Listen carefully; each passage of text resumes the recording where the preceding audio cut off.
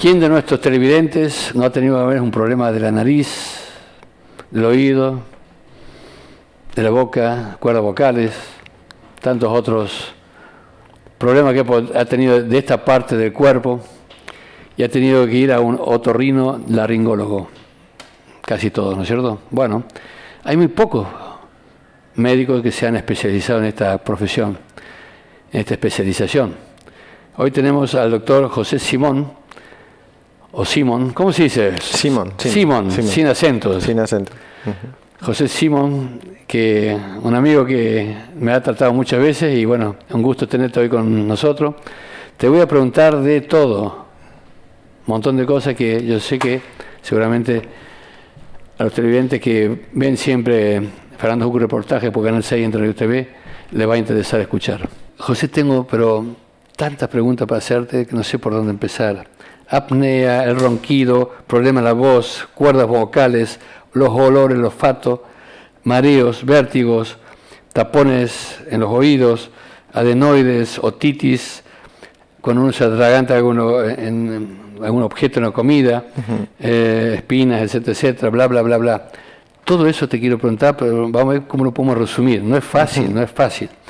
Primero, contame un poquito, otorrino laringólogo.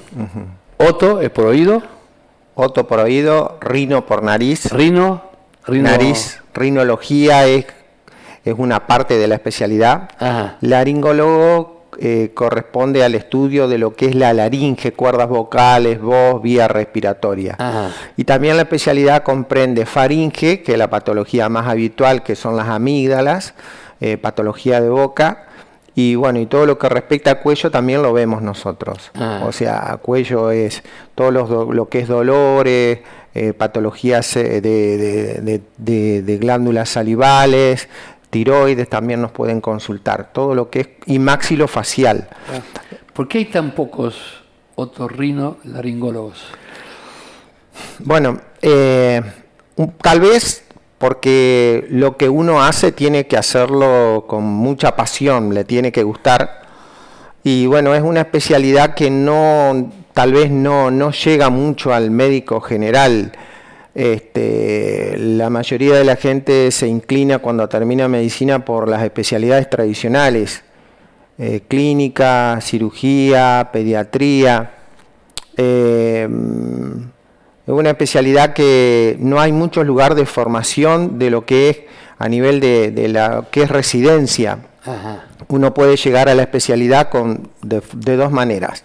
Concurriendo sería a un hospital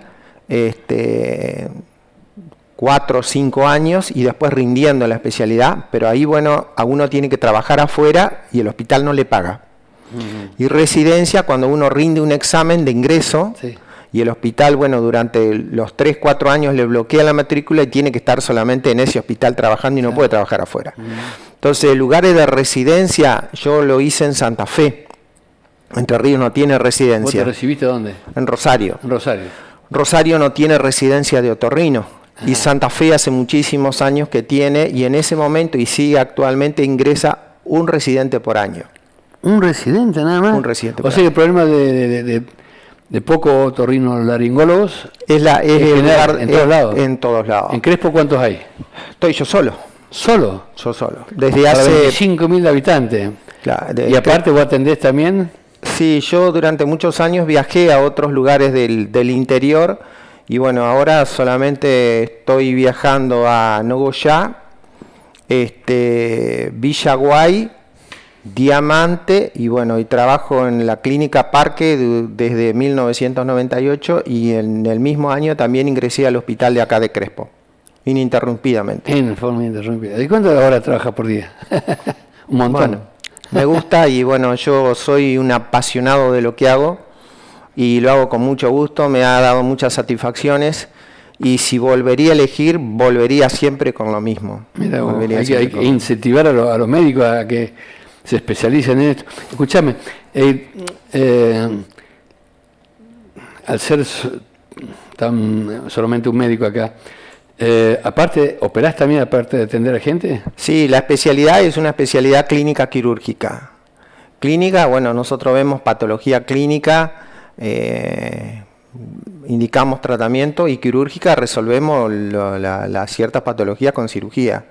O sea, se puede operar tantos niños como adultos, y la especialidad, bueno, opera desde nariz, faringe, laringe, oído, en distintos sectores. Cuando nosotros nos formamos íbamos rotando en distintos lugares, rotábamos en sección nariz, sección oído, sección laringe, sección maxilofacial, durante todos los años que estuve en Santa Fe.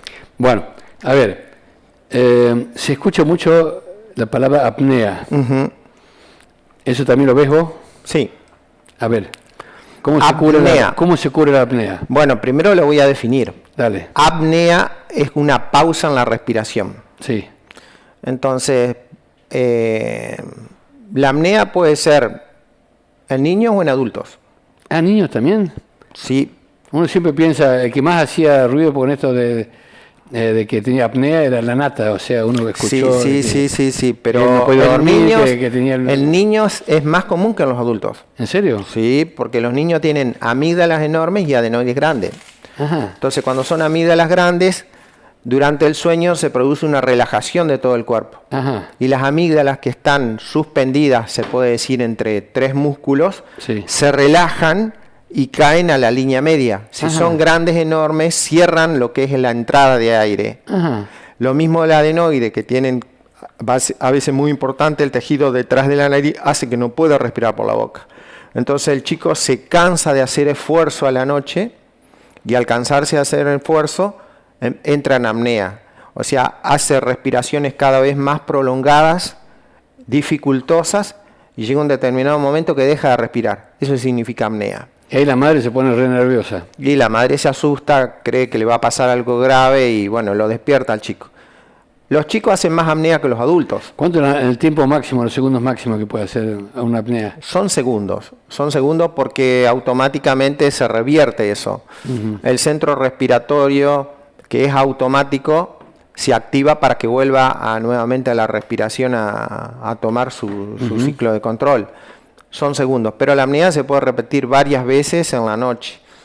Los adultos que consultan por apnea, bueno, la principal causa es el sobrepeso.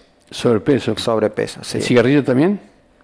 No influye tanto, No tanto. O sea, en lo que es jerárquico es el peso. El peso. Más o menos, a grosso modo se puede decir que la altura es más o menos el peso. Imaginemos, qué sé yo, unos 70 kilos aproximadamente. Sí. Kilos más, kilos menos, 3, 4 kilos en más o menos no influye. Sí. Pero cuando ese peso es más de 10 kilos, sí.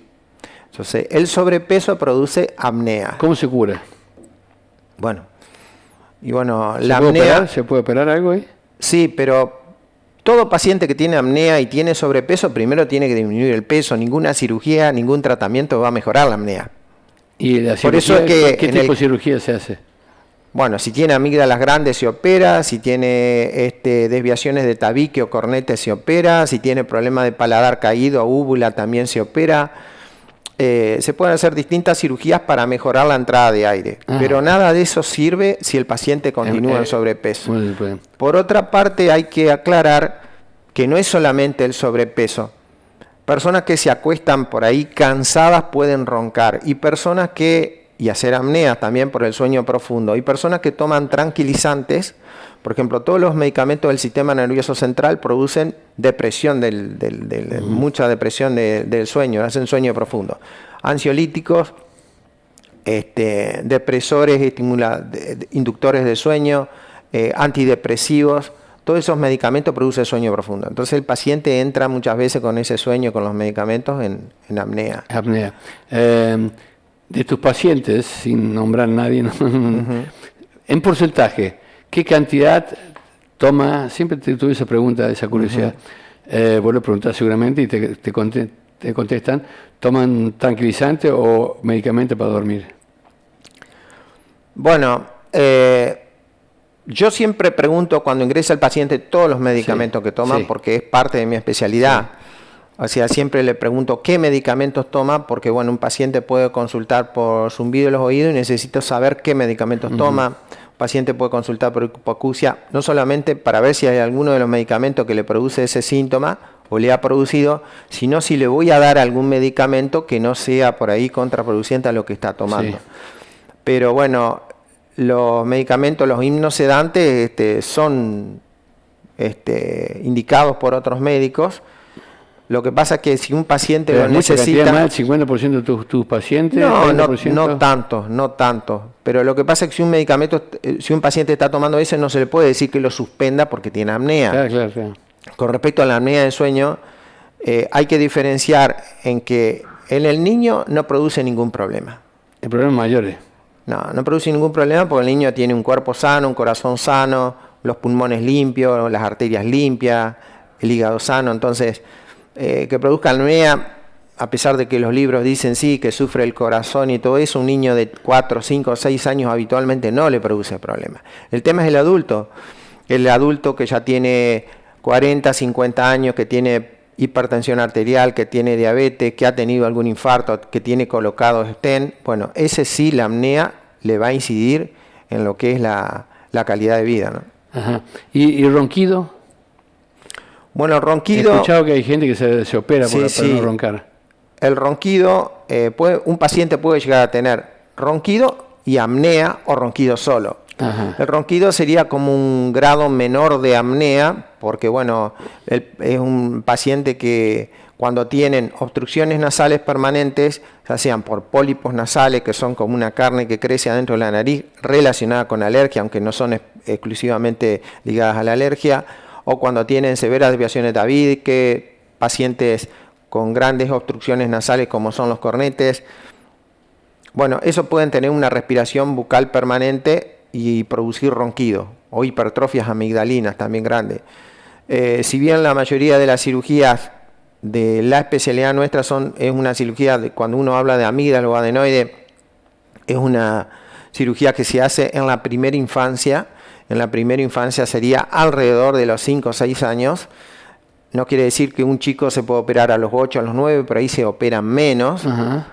Ni que tampoco un adulto se puede operar de amígdalas, pero cada vez menos. Cuanto más grande, menos frecuente realizada. A los 35 años, ¿viste? Sí, cuanto más grande es menos frecuente la cirugía. Sí. Cuanto más chico se puede operar. Si bien uno dice se puede a los 4 o a los 5, hay chicos que se pueden operar antes de los 4 años porque tienen aparte problemas de oído. No escuchan, supura el oído. ¿Tiene que ver eso? Y sí, porque la adenoide, que es una carnecita que está detrás de la nariz, en el chico crece, se infecta a menudo porque el chico está madurando inmunológicamente, está tomando contactos con bacterias, con virus, con hongos, con parásitos, todo entra por vía respiratoria y eso desencadena una reacción inflamatoria en el tejido linfático que está detrás de la nariz. Eso se aumenta como si fuera un ganglio de cuello y al aumentar el chico respira por la boca, produce moco. Como está madurando inmunológicamente, eso aumenta bastante y bueno, produce la respiración bucal. Ese moco, porque la nariz se comunica en el oído, puede subir a través de la nariz al oído y enfermar el oído. Mira, todo ahí. Está todo relacionado. La especialidad de uno es patologías de oído o patologías de adenoide, afectan los senos paranasales, afectan la garganta, afectan las cuerdas vocales, la laringe, la faringe, la tráquea, los bronquios, afecta el oído, se relaciona todo en la especialidad. Ahí hace una propaganda que le ponen como unos brochecitos de plástico en la nariz y dice, esto es para que usted no ronca. ¿Es cierto eso o es pura...? ¿Vos lo aconsejás eso o no? No, cuando hay una obstrucción, la obstrucción está permanente. Ningunos brochecitos ni nada le va a... Lo que hace la mayoría cuando se le tapa la nariz son usar las gotas nasales de venta libre, esas que se venden en cualquier parte, se llaman gotas nasales sin llegar a dar ningún nombre específico, la gente la conoce. Pero eso produce adicción. Otra, me comentaba una persona que cuando el papá ronca van y le tiran un spray ahí y que deja roncar. ¿Qué spray es ese? No, lo que pasa es que lo están despertando. No se despierta, dice, le pone spray y deja roncar. No sé qué puede ser, pero habitualmente ¿No hay, cuando ¿no hay un medicamento que hace que...? No, las gotas nasales que la gente compra lo que hace es, como son vasoconstrictores, achican los cornetes, que es una carnecita que está en las paredes laterales de la nariz, y que reaccionan mucho a los cambios de temperatura. Ajá. Se llenan de sangre, entonces al llenarse es como si se inflan adentro y dificultan la entrada de aire. Sí, sí. Las gotas nasales tienen vasoconstrictores. Sí. Entonces al poner vasoconstrictor retraen la mucosa y por lo tanto hay mayor espacio para respirar. Yo usé muchísimos años, como 10, 15 años, ¿cómo se llama este? El Dexalergin, Dexalergin. Refenax. Sí, sí. Hay muchísimos nombres comerciales, todos tienen nafasolina, que vasoconstrictor, pseudoefedrina, otras. No es bueno tomarlo mucho tiempo. Y no, producen acostumbramiento, tienen corticoides y a veces tienen antibiótico, por ejemplo el Dexalergin tiene neomicina. Pero el mayor problema lo sufre el ojo, porque puede desencadenar glaucoma. Ey, Sí, el uso crónico de gotas nasales puede desencadenar glaucoma. Mucha gente no lo sabe eso, ¿no? Está bueno decirlo para que los televidentes sepan que Sí. el glaucoma es un problema No, pero esto es local, va a la nariz y ahí también nosotros podemos decir que el ojo se comunica a través de la nariz porque hay un conducto, por ejemplo, ya nomás mencionarlo, que las lágrimas terminan en el meato inferior de la nariz. Ajá. Ese conducto se llama lácrimo-nasal. De hecho, cuando uno por ahí, aún se han dado cuenta, cuando a veces una persona llora, se le sale la lágrima por la nariz. ¿Ah, sí? Y claro, por el conducto comunica. Está todo relacionado, ojo, nariz, en la misma zona. ¿El tema lagrimal también lo ves vos? Y la vía lagrimal es una cirugía que se hace algunos oftalmólogos y otras veces la hacen los otorrinos en forma conjunta. La lágrima, cuando una persona llora y llora, y sale agua, y sale agua, sale... Bueno, eso porque ahí tiene que haber una obstrucción de arriba del conducto de desembocadura de la glándula. No, pero llora por tristeza, lo que sea, y lagrimea mucho. ¿Ese agua de dónde sale? Bueno, la produce justamente el saco lagrimal y cuando hay mucho en abundancia, rebalsa, se podría decir. Pero la patología del conducto lagrimal, la cirugía la hacen los oftalmólogos o también se puede hacer la parte de otorrino, porque a veces está tapado el conducto arriba y a veces está tapado más abajo cerca de la nariz. En la clínica aparte se hace... ¿Se destapan Sí, en la clínica Parque se hacen todas las cirugías de la especialidad. Mirá vos, qué increíble, ¿no? Cuerdas vocales, ahí con la pandemia, hemos leído estos días pasados, ¿no es cierto?, que crecieron mucho los problemas de la voz, ¿no? Muchos dicen que es por el uso excesivo del barbijo, y bueno, muchas veces hay gente que dice, tengo problemas de las cuerdas vocales, razón por la cual yo te fui a ver el otro día, porque yo tengo un tipo ronquera, ¿no es cierto? Dice, no se me va, no se me va. Bueno, vos me diste algunas pastillas para probar y hacer gargaras con bicarbonato. ¿La pandemia te trajo más problemas con la voz? Influye, ha influido. En el caso de la pandemia, esta enfermedad viral que entra por vía respiratoria, como entra por vía respiratoria nariz, pasa por garganta, de hecho muchos han consultado por trastornos del olfato, rinitis, congestiones nasales, pasa por garganta, dolores de garganta, la famosa faringitis también son un síntoma del COVID, pasan a nivel de la laringe, cuerdas vocales, producen edema de las cuerdas vocales y trastorno de movilidad de las cuerdas vocales. Yo por lo menos he visto pocos casos, pero he visto parálisis de cuerda vocal por la pandemia. O sea, la persona no puede hablar. Habla, pero con mucha dificultad. Claro. ¿Y puede ser también por uso del barbijo? Y problema de la voz por el uso del barbijo no tiene una relación directa. No. ¿Las cuerdas vocales? No. Por el uso del barbijo no. El uso del barbijo puede producir, al no producir un buen intercambio desde el punto de vista respiratorio, problemas nasales, pero no el tema de la voz. El hecho de un buen barbijo por ahí no deja de respirar tan fluidamente, el hecho de respirar mucho anhídrido carbónico no perjudica. No tan directamente como más a la nariz, a las cuerdas vocales específicamente. A la nariz sí. A la nariz sí. de barbijo le causa una... Sí, muchos pacientes se quejan que con el uso muchas veces de productos antisépticos como es el alcohol, que se usó muchísimo tiempo, ya sea en manos o en distintas superficies, la lavandina también que se abusó bastante con el tema de eso, bueno, quedaron con exacerbaciones de las congestiones que ya tenían por el tipo alérgicas o irritativas o de hiperirritabilidad. Y te van a ver y dice, doctor, ¿qué hago? ¿Y vos qué le decís? Bueno, como todo se evalúa el caso, se pregunta si tenía o no antecedentes previos y bueno, hay diversos tratamientos para hacer. Yo siempre trato de indicar cosas naturales. Cuando son problemas respiratorios, a todos les indico el vapor. Antes usaba mucho el vapor con hojas de eucalipto. Como la abuela, como decía la abuela. Sí. Ponerse la toalla arriba de la cabeza. Sí, eso ayuda mucho. Eso se lo indico que lo pongan en la pieza porque el eucalipto es desinfectante, mucolítico, antiinflamatorio. Y los médicos jóvenes que salen ahora a la universidad y vos le contás que le ponés, le decís que aspira, ellos tienen otros métodos hoy en la medicina siguen con el mismo.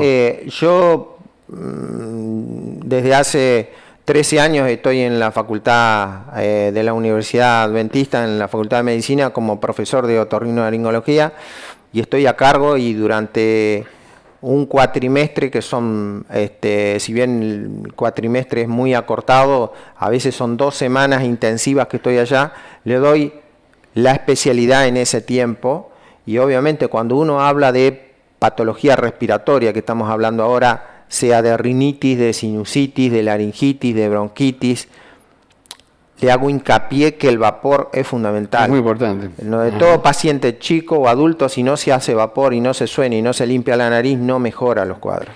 ¿Los mareos y vértigos pueden estar relacionados con problemas de los oídos? Sí.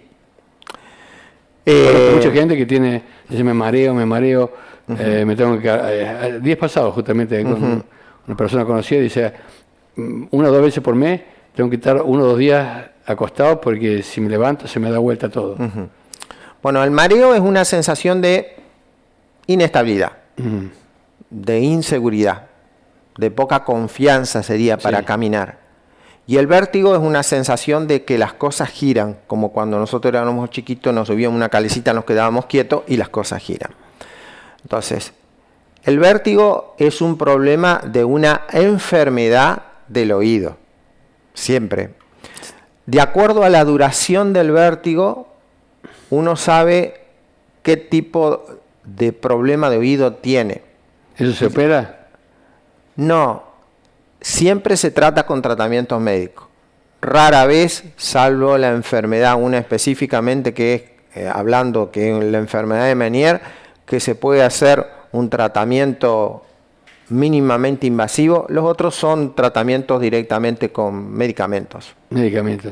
Pero de acuerdo a la duración, cómo se presente y la edad del paciente, uno se da cuenta con 3, 4 preguntas qué tipo de vértigo tiene o si es un mareo que no es nuestro, por ejemplo, puede ser un mareo desde el punto de vista neurológico, puede ser un mareo desde el punto de vista cerebeloso. El mareo es un tema un poco complejo que no solamente el oído tiene a cargo el control del mareo. El cerebro, el cerebelo... ¿Hay una bolita dentro del oído que van corriendo, puede ser? Sí. El líquido del oído, en los movimientos de la cabeza, cuando uno cambia de posición, hay conductos que se llaman conductos semicirculares, como si fueran los arcos de McDonald's, por así llamarlo. Entonces está el conducto semicircular anterior, orientado en el espacio, posterior y horizontal, que cuando ese líquido se espesa, o sea, se vuelve un poco más denso en un oído, el líquido se vuelve más lento y ocasiona un vértigo cuando el paciente cambia de posición. Él llama vértigo posicional, porque es en una determinada posición, paroxístico, porque viene de golpe, benigno, porque es autolimitado, y así como viene, se va solo. Se va solo. O bien a veces necesita maniobras de reposicionamiento vestibular. Ese uno se da cuenta porque el paciente dice, cuando me acuesto, me mareo. Se queda quieto y se le pasa. Dura menos de 1 minuto, 20 segundos, 15. O cuando se levanta se le produce. Porque hay personas que tienen tapones de cerumen. Sí. Más que otras personas. Hay personas que dicen, yo soy una fábrica que cada rato tengo que andar sacando, y otra gente no. Es personal, particular de cada uno. ¿Se puede curar eso si alguien tiene No, porque la cera la produce una glándula del oído, del conducto auditivo externo, así como están las glándulas sebáceas que le dan una cierta grasitud a la piel, se podría decir. Están las glándulas ceruminosas que producen cera. Ajá. La cera lubrica, humecta, hace que la piel esté siempre con una buena calidad, con una buena humedad. Y cuando hay algunos pacientes que por X motivos producen más cera y el oído se entra a tapar. Claro. Cuando alguien, generalmente, creo que las personas mayores, ¿cierto?, que dicen, escucho cada vez menos. Eso es un problema. Y no teniendo tapones, ¿no es cierto?, no teniendo cera en los oídos. Bueno, ¿eso es normal? ¿Eso sí, se ve? ¿Lo ves muy seguido vos? Sí, es normal. Es justamente lo que suele llegar a pasar con el transcurso de los años. Por ejemplo, todo cuando uno se va poniendo más grande empieza a disminuir el rendimiento.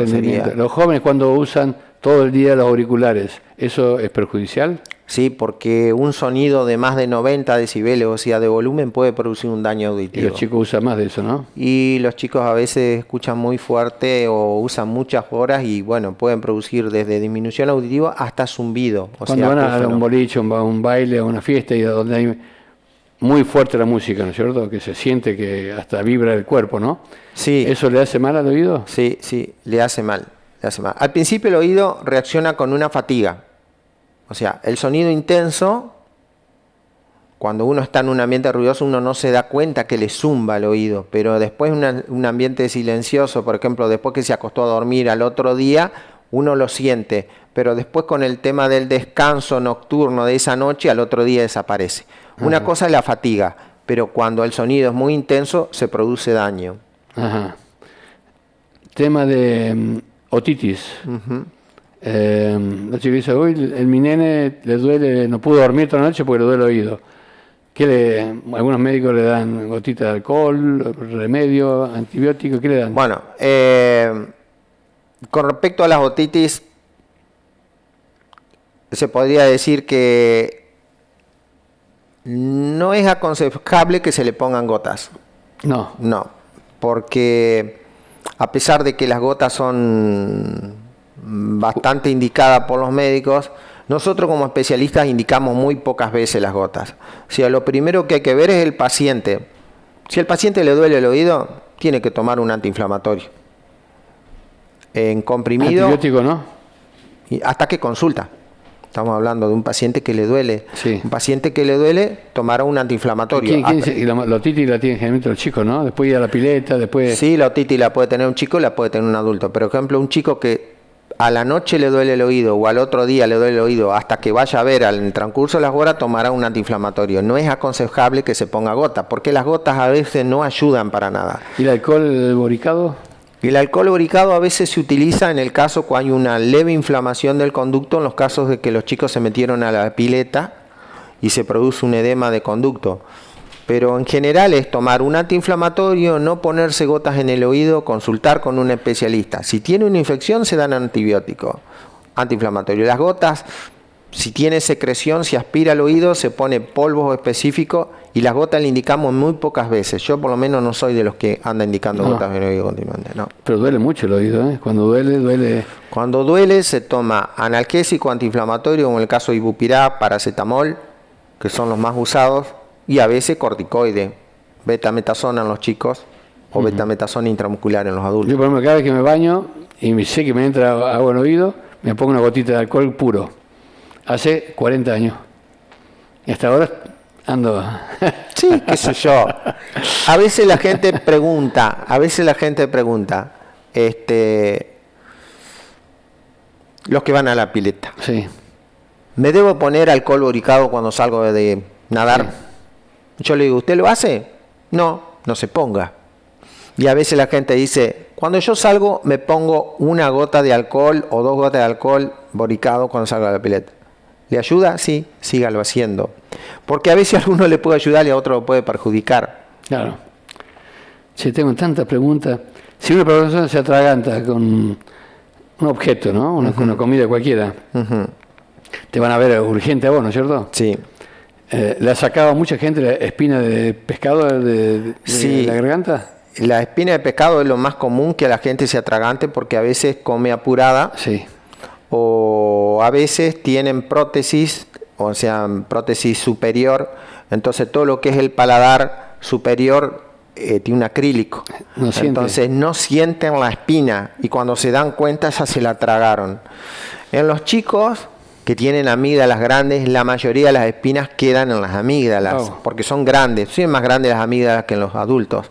Y en los adultos quedan en la base de la lengua, un poquitito más abajo en las paredes laterales de la faringe o un poquitito más abajo cerca de la laringe. Ajá. Esos son los lugares donde quedan la espina de pescado. ¿Y bueno, sacas esa? Sí.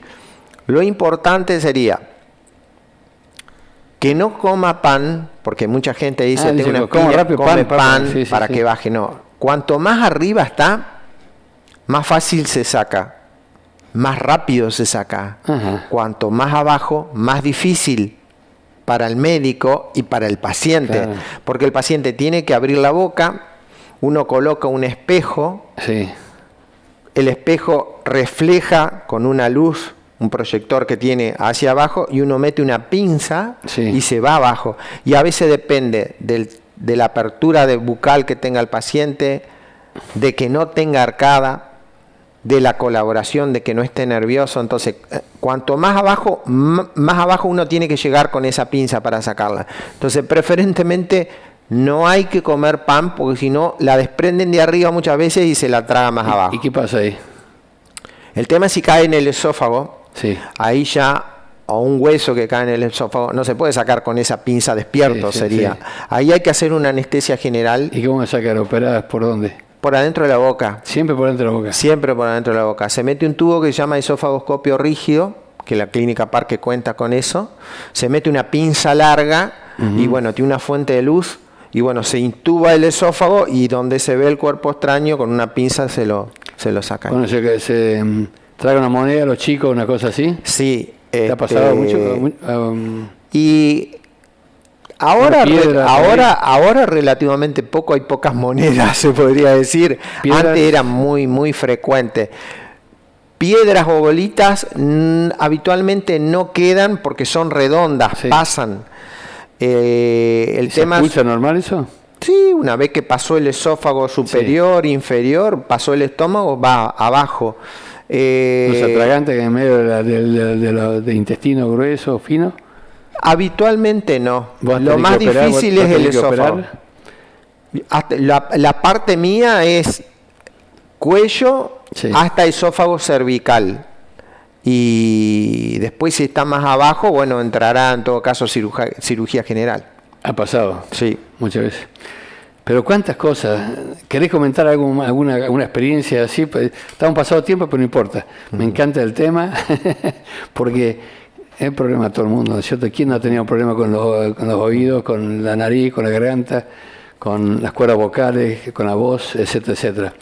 Comentame ¿qué ha sido lo más espectacular de tu vida? Mira lo que te pregunto, ¿no? Un caso así, esos casos emblemáticos que como decís, vos sabés lo que me pasó una vez, me pasó tal cosa. Lo que se ve a menudo, que no es raro, son las miasis. Miasis. O sea, los gusanos. ¿Gusanos? Sí. ¿Qué es eso? Los gusanos, las moscas cuando ponen gusanos. ¿En el oído? Sí, pueden meter en el oído. Ajá. Ah, dice, se me metió un bicho. Sí, bueno, se puede meter un bicho desde una hormiga, una araña, pero el tema es cuando se mete una mosca verde. ¿Qué pasa ahí? Y te salen gusanos en el oído. ¿Sale gusano? Sí, sale gusano. Entonces no es una rareza. Por ejemplo, un agente de campo, por ejemplo, puede estar trabajando y con la misma transpiración la mosca verde se mete y le pone lo que habitualmente la gente dice quereza. Aparece generalmente al otro día con un fuerte dolor, un poco de secreción tipo cristalina cerosa y se ve enseguida la boca de los bichitos chiquititos. Mirá vos. Pero también se puede ver en chicos. Cualquier oído que supure crónicamente, o sea, que tenga secreción purulenta, fea, estamos hablando con el olor, y sobre todo en verano, puede meterse una mosca. Por eso es importante cuando tienen las otitis consultar con el especialista que aspire, que seque el oído, para evitar que ese olor llame. Porque la mosca viene cuando siente olor. Entonces el gusano en el oído suelen verse, no son rarezas. En la nariz también. ¿También? En la nariz también. Cuando una persona... Qué feo que salga un gusano por la nariz. Bueno, pero imaginemos que una persona tiene un sangrado nasal, le han hecho un taponaje, ese tapón está 2 días, se pone feo, con feo olor, o le han hecho una cirugía de adentro de la nariz, se quedó durmiendo, como he visto algunos casos, son personas generalmente de campo... Se le mete una mosca y se le llena todo adentro lo que es piso de la nariz, senos paranasales con gusano. Mira. O sea, yo no sé si es como para decir que es una rareza. A mí no me causa rareza porque yo lo veo de vez en cuando. Pero bueno, como para hacer el comentario ese que... José, te hago una pregunta. Antes que me cuente alguna otra cosa así que te gustaría comentar. No lo veo ahora, pero yo cuando era chico... Cada 2 por 3 había alguien sangrando la nariz. Yo sangré mucho tiempo, me hicieron 3 o 4 cauterizaciones en mi vida y era de sangrar muy seguido. ¿Eso se ve o ya no se ve tanto como antes? Sí, los sangrados de nariz es una consulta muy habitual. Habitual. Sí, hay que dividir los sangrados de nariz en chico y en adulto. En chico son siempre simples. ¿Cauterizás vos? Sí. Son siempre simples porque siempre sangra la parte anterior de la nariz. Las causas, resfrío, sinusitis, eso produce una vasculitis, una inflamación de los vasitos de la parte anterior de la nariz. El chico no se suenan los mocos, va aumentando la inflamación, se mete los dedos. Eso se soluciona rápido. Nunca vi un sangrado de nariz, en más de 30 años que tengo haciendo esto, que se descompense un chico o que tenga que internarlo. Dije nunca. Yo nunca lo vi. ¿Se cicatriza solo? Siempre se resuelve en el consultorio y no tiene trascendencia. Ahora, un sangrado de nariz en un adulto puede sangrar también la parte que le sangra a los chicos ahí adelante, o puede sangrar el techo de la nariz o la parte de atrás de la nariz. Esos son sangrados intensos, profusos, y muchas veces están relacionados con grandes esfuerzos o con presión arterial. Mira, ¿en esos casos? Y en esos casos no es tan fácil, no es tan fácil cauterizar. ¿Cauterizar también? No es tan fácil. El paciente a veces se interna, son pacientes que a veces están anticoagulados, si hacen algún tipo de taponaje, o a veces es necesario operar para llegar a esa zona de las arterias que sangran. No son tan fáciles los sangrados posteriores en un adulto que está anticoagulado. Bueno, ¿cuántos años me habías dicho que tenías de profesión?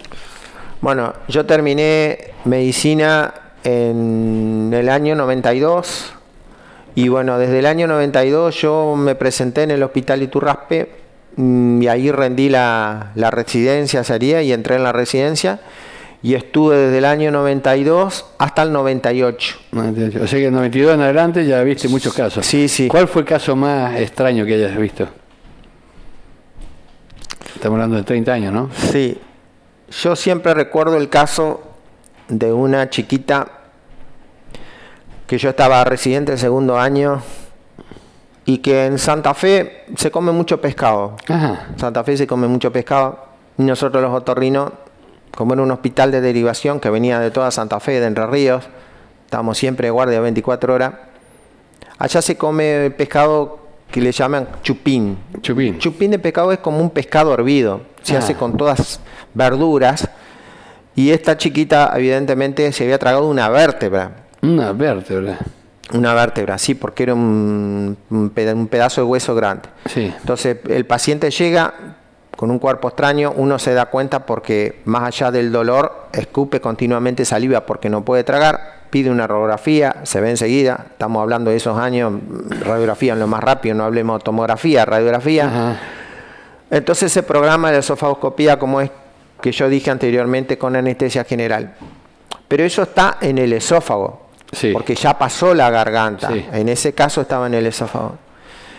Uno hace el esofagoscopio, ve el cuerpo extraño y cuando yo la quiero sacar, tiro y eso estaba como que hacía mucha presión en el esófago.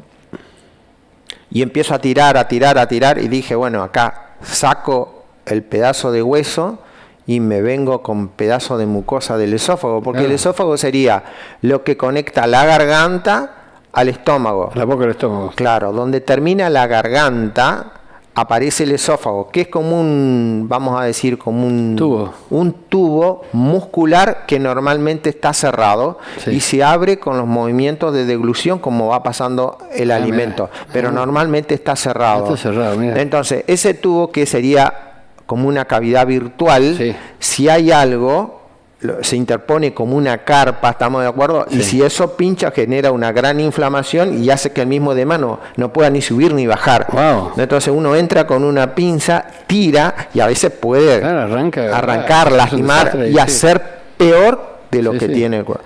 Pero bueno, acá hay, o se saca por adentro o se saca por afuera. Y por afuera hay que operar, hay que abrir, cortar. Entonces la esofagoscopía en ese momento, bueno, lo empecé a tirar y dije, bueno, acá me vengo con todo porque estaba recontra impactado, obstruido. Cruzado, sí. Y bueno, salió sangre y bueno, la chiquita se la dejó internada 2 días. Y bueno, eso que yo me imaginé que iba a ser un desastre, porque de hecho hay pacientes que se pueden morir por eso. Sí. Porque una perforación de esófago cervical o perforación de esófago torácica son jodidas, son de riesgo de vida. No le pasó absolutamente nada. Son esas cosas que tiene la especialidad que a veces uno la ve muy complicada y que no pasa nada. ¿Cómo salió? ¿Se destrabó? Sí, tuvo suerte, se podría decir. Ajá. Podría haber sido otra cosa. Pero siempre pasa algo que uno le llama la atención o no termina de entender por qué a veces una infección banal de oído que tiene que andar bien, demora muchísimo tiempo y una otitis crónica se puede complicar, una infección de oído con problemas neurológicos jodidos. Sí, una meningitis, un absceso cerebral por una otitis crónica se puede complicar. Se puede morir. Sí. Ha pasado muchas veces. Sí. Bueno, ¿algo más que quiera comentar? Si no, vamos a dejar además anécdotas para otra vez. ¿Alguna cosa que quieras aprovechar la pantalla? ¿Te están viendo miles de personas? No, yo lo que quisiera decir que